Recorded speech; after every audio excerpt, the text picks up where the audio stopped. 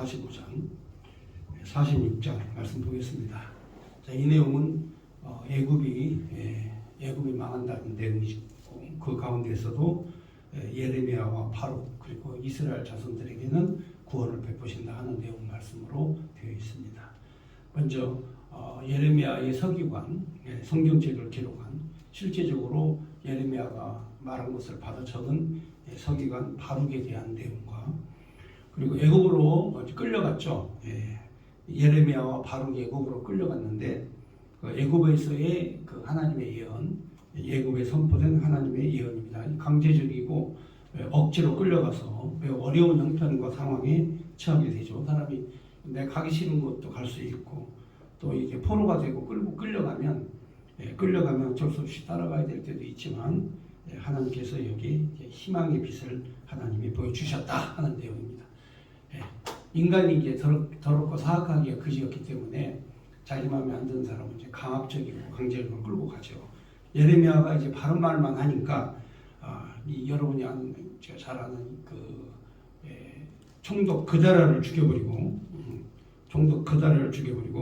그리고 요하난이 그 일당과 함께 예레미야를 끌고 애굽으로 가서 항복을 하고 거기서 산다 이렇게 하니까, 예레미야가 애굽도 망한다. 너희들이 믿고 있는 이 애굽은 갈대지팡이다. 그러니까 사람이 가장 실패할 수밖에 없는 것은 사람을 의지하는 것. 사람을 의지하면 100% 실패하게 되어 있어요. 그래서 여기 그 요하난 일당들은 만군의 여호와 하나님을 의지하지 않고 우리가 애굽에 가면 살 것이다. 그래서 느부갓네살이 임명한 총독 그다랴를 그냥 참여해버리고, 그리고 나머지 이스라엘에 남아있는, 예루살렘에 남아있는 백성들을 다 이끌고 강제적으로 갑니다. 그래서 예레미야도 힘이 없으니까 강제적으로 애굽으로 가죠. 그런데 이제 애굽에 가가지고 예언한 내용이 애굽도 망한다. 하나님께서 느부갓네살을 통해서 이 애굽도 하나님이 멸하실 것이다 하는 내용이죠. 그 애굽의 예언은 두 가지로 되어 있어요. 하나는 이 갈그미스 전투라고 이 애굽의 운명을 건 전쟁이 있어요. 느부갓네살과 이스라엘의 그 운명이 함께 걸려 있는 전투가 갈그미스인데, 그 바벨론의 군대하고 애굽의 군대가 만나서 싸웠던 지역, 그게 이제 갈그미스라는 유명한 전투예요. 그래서 세계의 역사에 애굽이 패권을 잡느냐, 바벨론이 패권을 잡느냐라는 매우 중요한 전쟁이 갈그미스예요. 그래서 오늘 여기에 갈그미스 전투에 대한 얘기가 나오는데, 갈그미스 전투에서 애굽이 패합니다. 그래서 바벨론이 세계를 정복하는, 세계를, 그 당시 문명 세계 전체를 다 점령하는 그러한 그 큰 제국을 세우게 되죠. 그래서 바벨론 제국이라고 합니다. 그런데 이제 이 바벨론 제국이 하나님께 속해가지고 몇 년 못 가요. 70년밖에 못 갑니다. 바벨론 제국이 70년밖에 못 가고, 그 다음 제국이 나오는데 그게 페르시아입니다. 우리가 잘 아는 고레스 대왕, 이스라엘 민족을 해방시켜준. 그러니까 해방이라고 하는 것은 이제 언제, 한날 한시에 어느 때 갑자기 일어나는 거죠. 그렇습니다. 우리나라 해방도 그랬죠. 36년 일제 치하에 있을 때 우리도 미국이 전쟁에서 승리함으로 해방이 왔죠. 마찬가지입니다. 지금 우리가 살고 있는 이 시대도 하나님이 세계 역사를 주관하시는 이 섭리 가운데 살고 있기 때문에 내 마음대로 내 뜻대로 절대로 되는 게 아니다. 그러니까 빨리 내 생각, 내 뜻을 포기하는 것이 그게 하나님 앞에 바른 길이다. 아직까지도 막 내 생각, 내 뜻이 앞에 있으면 하나님이 할 일이 없어져요. 하나님 할 일 없으면 어떻게 됩니까? 내 생각, 내 뜻이 앞서가는데 하나님 할 일 없어요. 그럼 제멋대로 가는 거죠. 그렇지 않습니까? 그래서 오늘 이 말씀의 가장 핵심은 하나님이 미리 다 정해놓으신 거니까 하나님이 정해놓으신 뜻을 발견하라는 거죠. 하나님의 뜻이 무엇인가를 이거를 발견해야 된다. 하나님이 다 정해놓으셨다 이거죠. 그래서 이 바룩에게 하나님이 정해놓으신 이야기, 그 다음에 이스라엘 민족에게 정해놓은 이야기, 그리고 애굽에 하나님이 정해놓은 이야기를 이 예레미야 45장 46장이 말씀을 하는 거죠. 그러니까 제일 그 불안한 게 뭐냐면 하나님의 뜻을 모르는 사람은 불안해요. 하나님의 뜻을 아는 사람은 무슨 일을 만나든지 편안해. 왜? 하나님이 다 정해놓으신 거니까. 그렇지 않습니까? 오늘 아침에 제가 뉴스를 잠깐 검색을 했는데 북한이 핵을 포기할 생각이 전혀 없다. 다시 말하면 이 미국의 정책은 북한도 비핵화, 남한도 비핵화. 그래서 북한에게 핵을 가지지 마라. 이게 정책이거든요. 그런데 지금 현재 미국이 북한이 가지고 있는 핵을 이제 인정해야 되는 상황이 오게 된 거예요. 비핵화는 이미 강 건너 갔어요. 북한이 절대로 핵 포기하지 않아요. 자, 그렇다면 우리나라는 그렇습니다. 매우 위험한 지경에 빠지게 되죠. 그게 바로 뭐냐? 그렇습니다. 북한이 핵을 보유한 핵보유국이 되면 남한도 자동적으로 핵보유국이 돼야 된다. 이게 상식적인 논리예요. 매우 상식적인 겁니다. 자, 그렇다면 이 한반도가 조그마한 땅덩어리에 이제 핵전쟁 발발 위협이 굉장히 높아집니다. 왜냐하면 북한이 호전적이기 때문에. 그러나 도리어 양쪽 다 핵을 가지게 되면 평화가 미군이 없어도 유지될 수 있습니다. 자, 우리도 핵을 가지고 북한이 핵을 가지게 되면 그렇습니다. 서로가 좋기 때문에 미군이 철수해도 핵을 가지면 우리가 북한을 대응할 수 있는 힘이 생기는 거죠. 자주국방이 되는 거죠. 자, 그러니까 이 세계라고 하는 게 그렇습니다. 매우 역학적으로 매우 복잡한 미묘한 관계가 있어요. 결론적으로 말하자면 내 뜻대로 되는 게 없다 이 말이에요. 내 뜻대로 내 생각대로 되지 않는다. 뭐든지 내 생각대로 될 것 같으면야 되지만 역사를 살고 보면 내 뜻대로 되는 게 한 개도 없어요. 그럼 나중에 보면 어떻게 되느냐? 아버지가 정하신 뜻대로 되는 거예요. 응? 가장 중요한 거예요. 아버지가 계획한 대로 된다. 그러니까 내가 미리 앞서서 걱정할 이유가 없죠. 내가 미리 앞서서 고민할 이유가 없어요. 내가 미리 앞서가지고 슬퍼할 일도 없고 마음 아파할 일도 없고 내가 분노할 일도 없어요. 왜냐? 하나님이 다 이렇게 정해서 이렇게 가시는 길이기 때문에 편안한 마음으로 하루하루를 살아가는 이게 진리 안에서 참 평화를 누리는 거예요.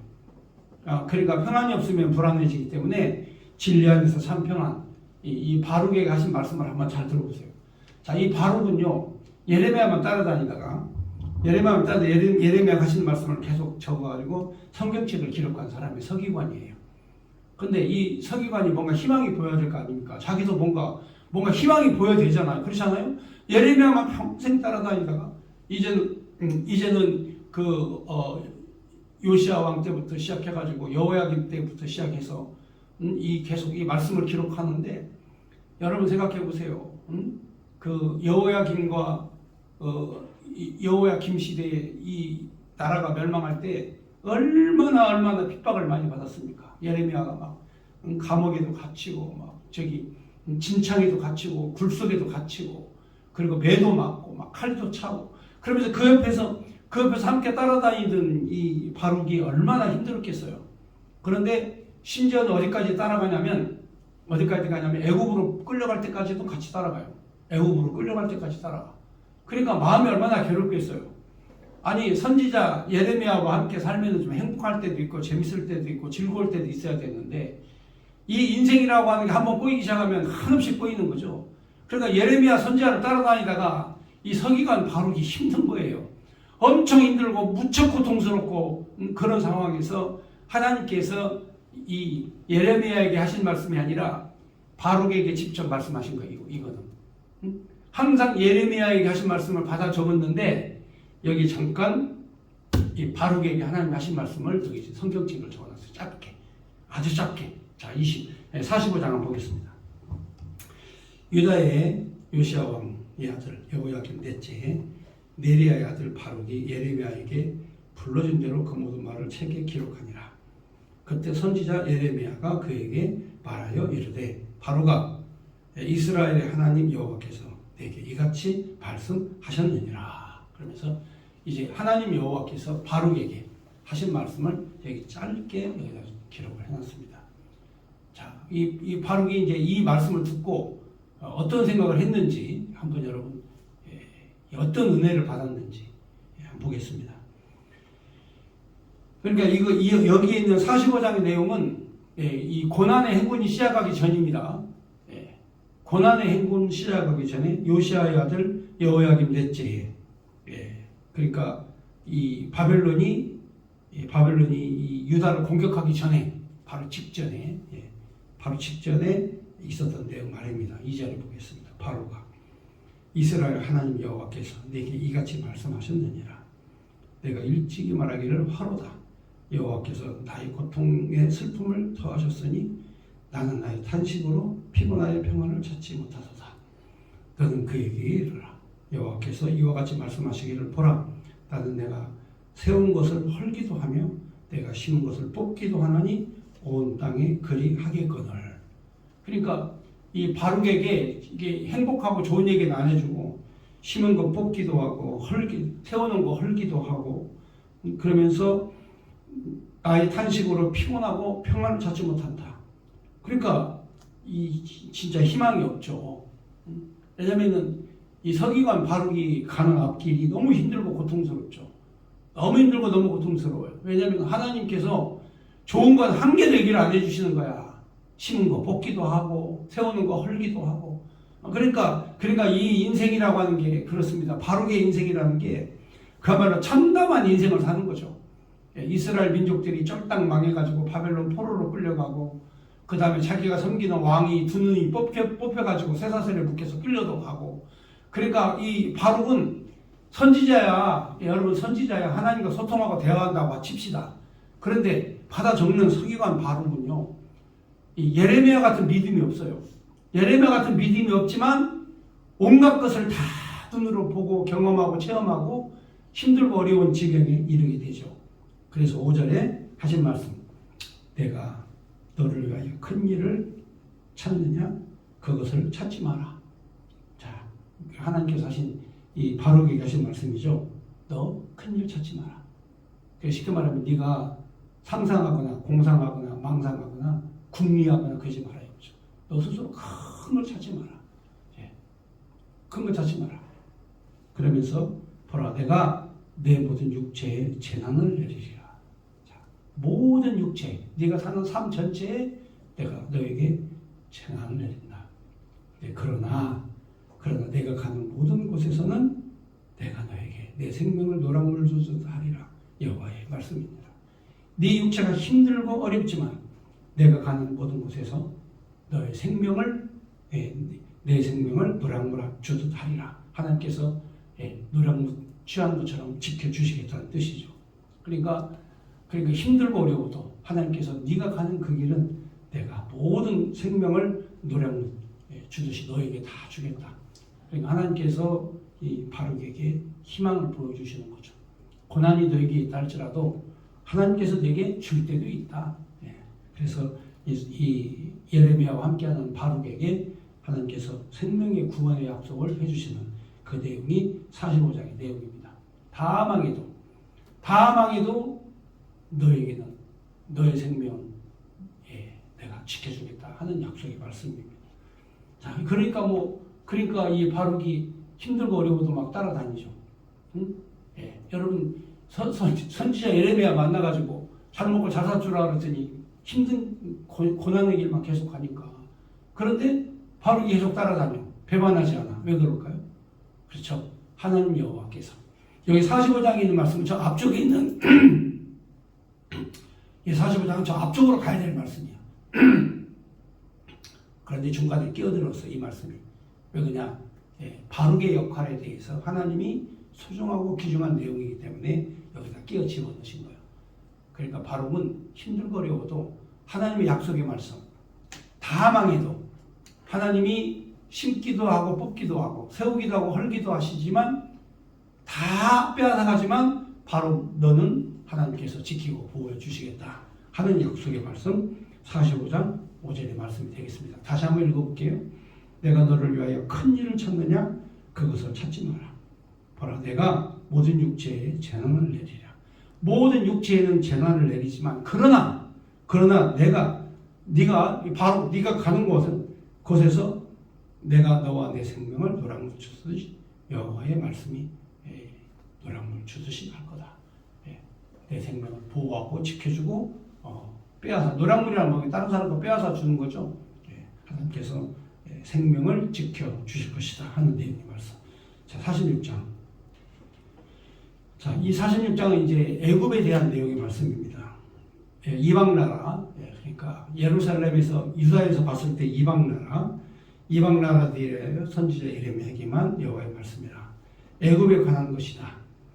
곧 유다의 요시야 왕의 작은 왕의 아들 여호야김 넷째 유브라데 강가 갈그미스에서 바벨론의 느부갓네살에게 패한 애굽의 왕 바로누고의 군대에 대한 말씀이라. 그러니까 이제 갈그미스 전투에서 느부갓네살에게 패하죠.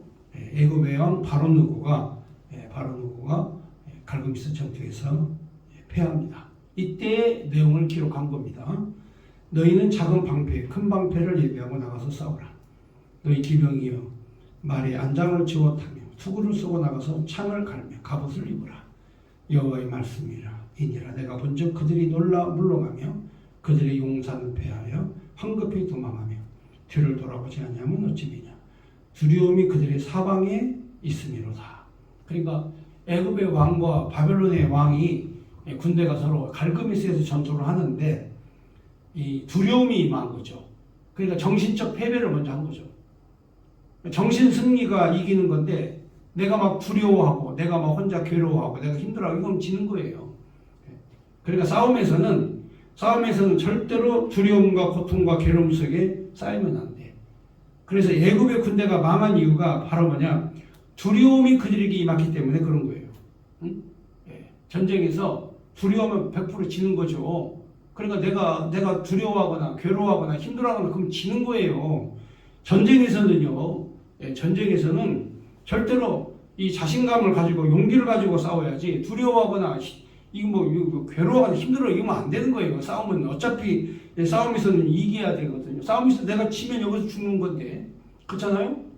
그래서 여기 6절에 보면은 발이 빠른 자도 도망가지 못하며 두려우니까 두려워서 막 벌벌 떨면요 발이 안 움직여요. 공포 속에 입사하면요 사람이 공포감에서 아무것도 움직일 수가 없어요. 이 막 두려움이 막 오고 공포감이 오고 그러면은 이 손발이 움직이지 않고 생각대로 안 되고 몸도 막 움직이지를 못해. 두려움이 오니까 그런 거예요.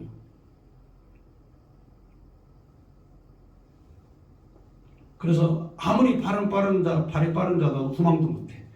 용사도 피하지 못하고 그들이 다 북쪽의 유브라데 강가에 넘어지며 엎드려 치는도다.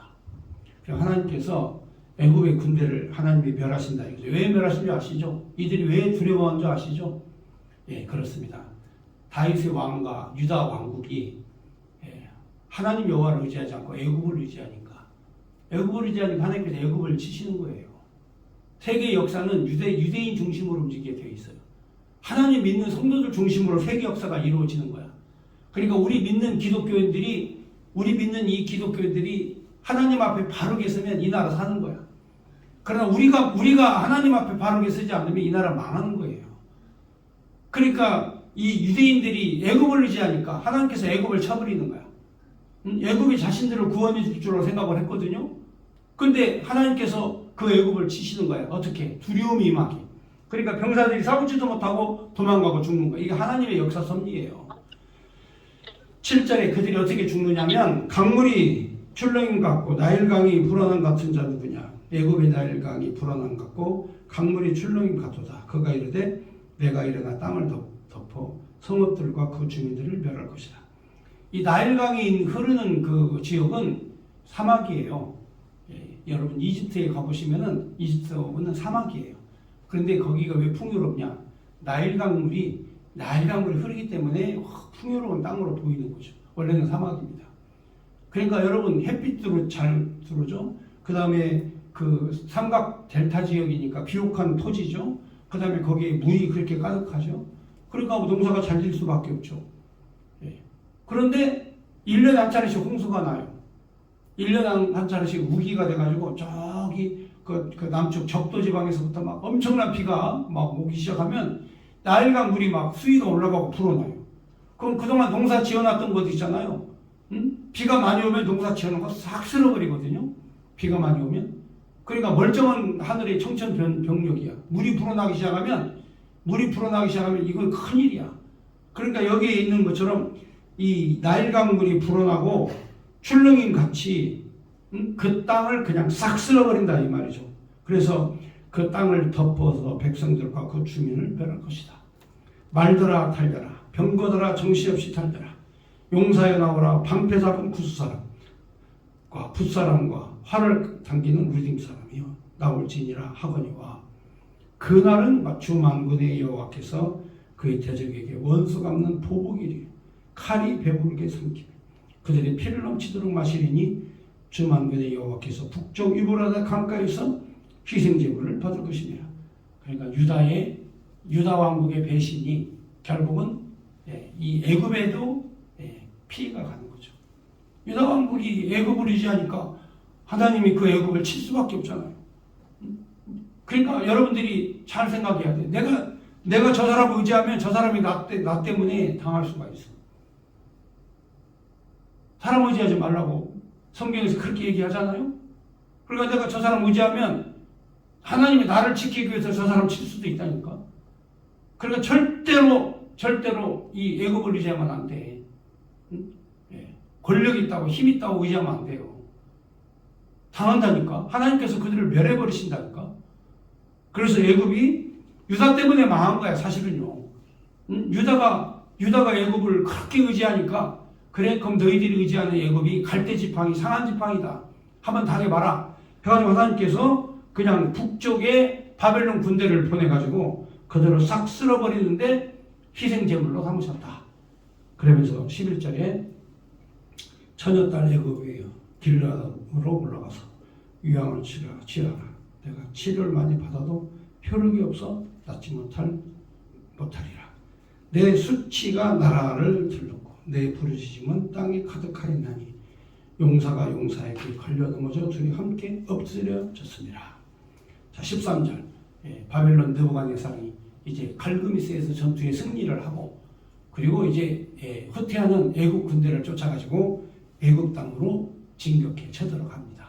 그래서 이때에 유다가 함께 멸망을 하죠. 이때 바로 갈그미스 전투에서 만약에 애굽이 이겼으면 유다는 멸망하지 않는데 하나님께서 이 유다를 멸망시키려고 작정하셔서 애굽을 패하게 하시는 거죠. 이게 이 역사를 잘 공부를 하셔야 돼요. 응? 이 역사를 잘 공부해야 돼요. 하나님께서 때로는 나를 실패하게 하고 망하게 하고 힘들게 하고 할 때는 이유가 다 있어요. 그때는 이유가 있습니다. 하나님 깨달아라. 여호와 하나님 깨달아라. 알아라. 애굽만 의지하다가 애굽이 망해버리니까 그때서 엎드려가지고 하나님 아버지 살려주세요. 이렇게 나오는 거예요. 그러니까 내가 망할 때, 내가 힘들 때, 어려울 때 하나님께서 나를 사랑하셔서 하나님께서 바로 이 역사를 이루어 가시는 거예요. 그러니까 유다를 하나님이 살리시려고 애굽을 망하게 하시는 거죠. 자, 느부갓네살은 드디어 애굽 땅으로 진격을 합니다. 바벨론의 느부갓네살 왕이 와서 애굽 땅을 7일에 대하여 선지자 예레미야에게 이르신 여호와의 말씀이니라. 너희는 애굽에 선포하며 믹돌과 놋과 다바넷에 선포하여 말하기를 너희는 굳건히 서서 준비하기를 내 사방이 칼에 삼켰느니라. 너희 장사들이 쓰러지면 어찌미냐. 그들이 서지 못하면 여호와께서 그들을 몰아내신 까닭이라. 그 많은 사람을 넘어지게 하시며 사람이 사람 위에 엎드려지며 이르되 일어나 우리가 포악한 칼을 피하여 우리 민족에게로 우리 고향에게로 돌아가자 하도다. 그들이 그곳에서 부르짖기를 애굽의 바로왕이 망하였도다. 그가 기회를 놓쳤도다. 만군의 여호와라 일컫는 왕이 이르시되 나의 삶으로 맹세하노니 과연 산들 중에 다볼같이 해변의 갈멜같이 오리라. 애굽에 사는 딸이여 너는 너를 위하여 포로의 짐을 꾸리라. 너비 황무하여 불에 타서 주민이 없을 것이니라. 애굽은 심히 아름다운 암송아지 될지라도 북으로부터 새파리떼가 줄곧 오리라. 또 그들 중에 고용꾼 살찐 수송아지 같아서 돌이켜 함께 도망하고 서지 못하나니 재난이 날이 이르렀고 벌받을 때가 왔습니다. 애굽의 소리가 뱀의 소리 같으리니 그들의 군대가 벌목하는 자같이 도끼를 가지고 올 것이니라.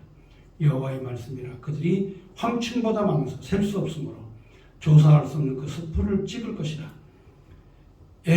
딸 애굽이 수치를 당하여 북쪽 백성 손에 붙임을 당하리로다.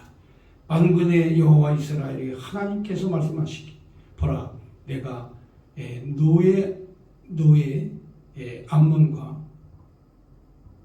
바로의 애굽과 애굽의 신들과 왕들 곧 바로와 및 그들의 의지하는 자를 벌할 것이라. 그러니까 여기 잘 보세요.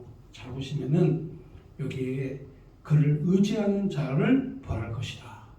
그러니까 우리가 가장 잘못하는 게 우리의 신앙과 이 양심과 믿음에 따라서 만군의 여호와 하나님을 섬긴다고 하면서도 다 의지하는 것 따로따로 있어요. 근데 그걸 하나님이 다 아신다는 거야. 그걸 아셔야 하나님께서. 그러니까 내가 의지하는 것이 무엇인지 하나님은 다 아셔. 다 아셔. 그러니까 절대로 우리가 하나님 만군의 여호와 외에는 다른 걸 의지해서는 안 된다. 혹시라도 눈꼽만큼이라도 내가 의지하면 그 의지함으로 말미암아 슬픔이 오는 거예요. 슬픔이 와요. 자, 그래서 26절에 내가 그들의 생명을 노리는 자의 손 바벨론의 느부갓네살 왕의 손과 그 종들의 손에 넘기리라. 그럴지라도 그 후에 그 땅이 이전같이 사람 살 곳이 되리라. 여호와의 말씀이니라. 자, 이제 여기에서 그 하나님이 애굽을 벌하시는 이유에 대해서 설명을 잘 해주셨죠. 의지하는 자는 벌을 받는다. 슬픔을 당한다.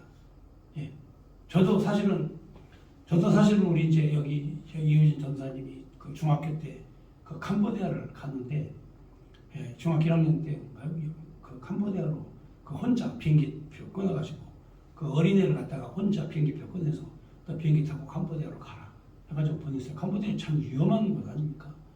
그 아이를 그 애기인데 중학생인데 혼자 이렇게 비행기 태워가지고 보낸다는 게 쉬운 게 아니거든요. 그런데 하나님의 은혜로 하나님께서 그 은혜로 가게는 하셨지만 그때 보낼 때 그 부모의 마음이 진짜 그 굉장히 아프더라고 힘들고 그래서 이게 그동안에 그렇게 의지하고 그렇게 했구나 하는 생각이 들어요. 근데 인간이 어쩔 수 없죠. 근데 이번에도 이제 그 필리핀으로 이제 그 학교 유학을 가는 그런 학생들이 많이 갔어요. 이번 선교사님 모셔가지고. 근데 그분 중에 한 부모가 딸을 보내놓고 하루 종일 밤새도록 잠을 못 자고 괴로워하고 힘들고 딸과 헤어져가지고 힘들어가지고 막 그냥 고통스러워하고 괴로워하고 그렇다는 얘기가 들려요. 그래서 역시 마찬가지로 그렇구나. 사람을 의지하면 그만큼 아파하고 힘들고 어렵구나. 그런데 여기 오늘 말씀에 보면은 의지하면 거기에 그만큼 벌을 받는다. 그러니까 만군의 여호와 하나님을 의지하지 않고 사람을 의지한다든가 사람을 기대를 건다든가 그럼 하나님 반드시 그에게 고통과 아픔이라는 벌을 주신다 이거죠.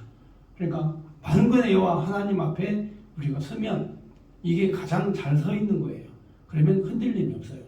그런 사람에게는 벌 내릴 것도 없고 마음 아플 일도 없고 힘들고 슬퍼할 일도 없고 그러니까 만군의 여호와 하나님 앞에 굳건하게 서 있는 그 모습이 우리에게 가장 중요한 거다.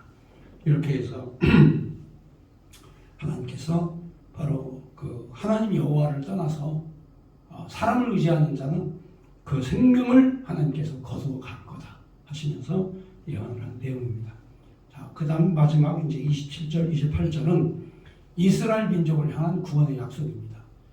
애굽이 망하고 바벨론도 망하고 그리고 이스라엘 민족은 구원을 받을 것이다. 이게 선지자들이 일반적인 똑같은 얘기예요. 이사야 선지자도 똑같이 얘기했죠. 이사야 선지자도 똑같이 얘기했고 바로 다니엘 선지자도 그랬고 에스겔 선지자도 그렇고 예레미야 선지자도 하나님께서 주신 약속의 말씀 구원의 약속입니다. 한번 보겠습니다. 27절 내 종 야곱아 두려워하지 말라. 이스라엘아 놀라지 말라. 보라 내가 너를 먼 곳에서 구원하며 내 자손을 포로된 땅에서 구원하리니 야곱이 돌아와서 평안하며 걱정 없이 살게 될 것이라. 그들을 두렵게 할 자가 없으리라. 그러니까 구원의 날이 오면 두려움이 없다는 거죠. 그러니까 내가 아직까지도 고통스럽고 힘들고 어렵고 아프고 그러면 하나님을 제대로 안 믿은 거야. 하나님 제대로 믿으면 그럴 리가 없어요. 아무리 힘든 일이 생겨도 야곱아 두려워하지 말라. 이스라엘아 놀라지 말라. 내가 너를 구원하였다. 먼 곳에서부터 너를 구원하였다. 네가 포로된 땅에서 너는 돌아오게 될 것이고 너는 포로된 땅에서 돌아와 평안히 살게 될 것이고 걱정 없이 살게 될 것이다. 너희를 두렵게 할 자가 없으리라. 그러니까 믿음 있는 사람은 이걸 믿어요. 근데 믿음이 없는 사람은 이런 복음의 얘기가 들려도 안 믿어. 믿음이 없으면 그러니까 아이고 막 힘들고 막 어렵고 막 그러면 아이고 저거 믿음이 좀 들어가야 되는데 믿음만 들어가면 절대로 두려워할 리가 없어요. 믿어지십니까? 이 말씀이 여러분 믿어지세요? 왜 두려워하느냐면 믿음이 없으니까 그런 거예요. 그러니까 예레미야에게 이스라엘 민족들이 포로로 끌려가고 나라가 망해도 하나님이 다 회복시켜 주신다. 돌아오게 하시겠다. 평안히 돌아와서 너희를 대적할 자가 없을 것이다. 이렇게 하나님 약속해 주시는 거죠. 누구에게?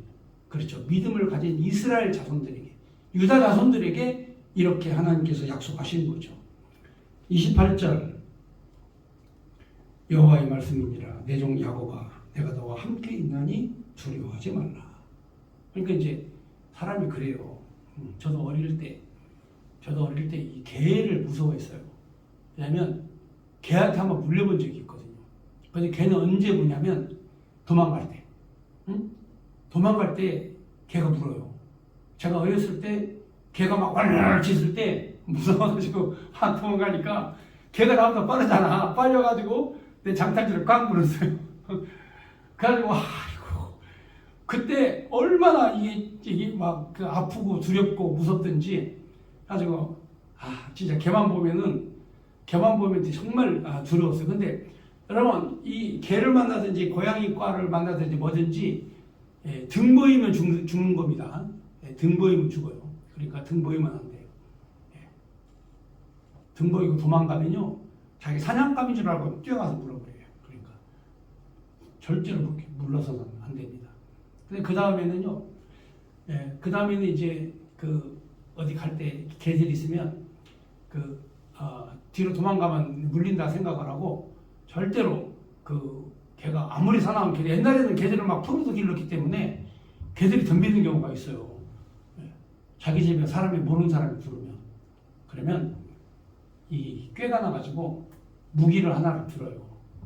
막대기를 하나 긴 거를 들고 한 손은 막대기 들고 한 손은 돌멩이를 들어요. 그리고 막대기가 들고 돌멩이를 딱 짚잖아요. 그러면 개가 막 이빨을 보이지만 가까이 오지를 않아. 그래서 내가 그 방법을 알아요. 그리고 절대로 개는 등을 안 보인다. 그리고 막 조마조마해가지고 지나가죠. 그런데 이제 하루는 제가 어릴 때 아버지하고 이제 고모네 집을 갔어요. 저기 전주에 팔복동이라는 데 고모네 집을 갔는데 거기도 개가 있어요. 근데 희한하게도 그 싸나운 개가 내가 아버지 손을 잡고 가니까 개가 안 짖는 거야. 나를 봤으면 짖을 텐데 그냥 아버지 손을 잡고 가니까 개가 안 짖는 거야. 그래서 내가 그때 생각한 게 그렇구나. 어른이랑 함께 가면 개가 안 짖는구나. 그러니까 중요한 것은 여러분들이 누구랑 함께 있느냐가 중요해요. 내가 누구랑 함께 사느냐 이게 중요한 거예요. 내가 지금 누구랑 있느냐 이거죠. 만군의 여호와가 너와 함께 있다. 그러니까 너는 두려워하지 말고 놀라지 마라.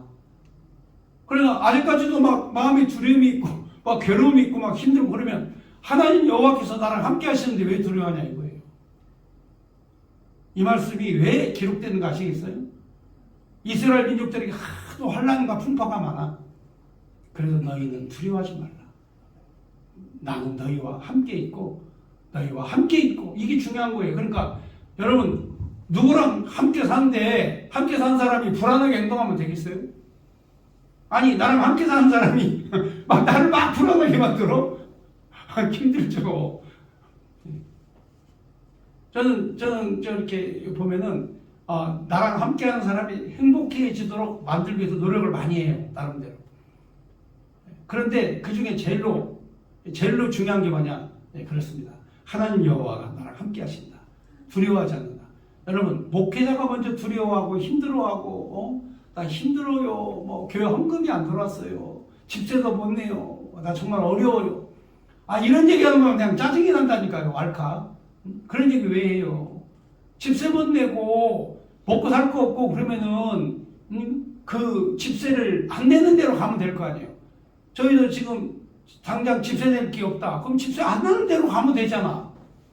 그냥 하나님이 그곳으로 가라고 하니까 바벨론 포로 생활을 하라고 하는 거니까. 그런데 자기가 막 저질러 놓고 그게 안 되니까 막 짜증내고 힘들어하고. 아니 왜 그래요? 목회자가? 그러면 함께하는 성도들이 얼마나 불안하겠어요? 그렇잖아요? 목회자가 집세도 못 내요. 뭐 요즘에 또 제가 듣는 얘기 또 요즘에 그 밤에 대리운전하는 사람 중에 한 20-30%는 목사님들이라고 그러고 택시기사들 중에서도 한 20-30%가 목사님들이래요. 교회를 개척을 해놓고 집세 월세가 안 나오고 먹고 살 게 없으니까 택시 운전도 하고 밤에 이러신데 그래서 이게 그럴 수도 있겠구나. 예, 물론 노력하며 사는 것은 좋은데 그런데 만군의 여호와 하나님과 함께 살면 두려움이 없어야 돼요. 그러니까 두려워하지 않는 하나님이 함께 하신다는 그 믿음 속에서 사는 거지 자기부터 실패하면 안 돼. 그래서 여기에 여호와의 말씀이니라 내 종 야곱아 내가 너와 함께 있나니 두려워하지 말라. 내가 너를 흩었던 나라들이 다 멸할지라도 너는 사라지지 아니하리라. 그러니까 이스라엘은 영원토록 없어지지 아니한다. 유다 왕국은 영원토록 설 것이다. 모든 나라들이 다 사라져도 유다 왕국은 영원할 것이다. 이 예언의 말씀대로 지금 이스라엘 유다가 지금 있잖아요.